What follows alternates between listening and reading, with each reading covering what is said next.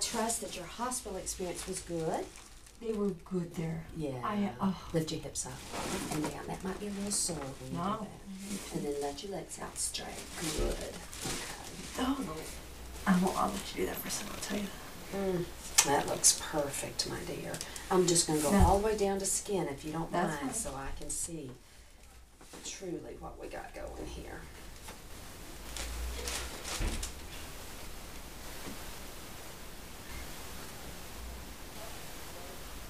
It's beautiful. Perfect. Perfect alignment. Do you want to come over so you can video right down? We've got you covered, but if you can just can you see right down on top how my hands are perfectly level? Perfectly level.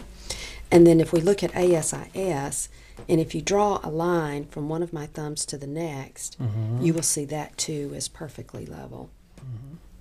You see that? Perfect, isn't it? Okay.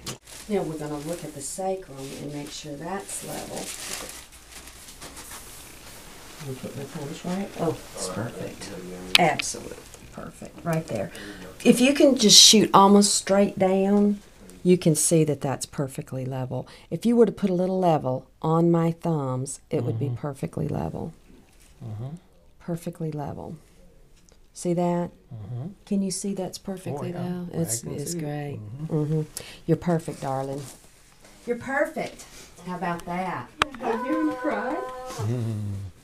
I mean, everybody was wonderful, but if you don't do your part, they can't do their part. That's right. That's right. And Dr. Wise did. I stayed in for most of your surgery and saw him put the screws in and that sort of thing. And everything went perfectly. They just went in so easily and no problems. That's Dr. Weiss said.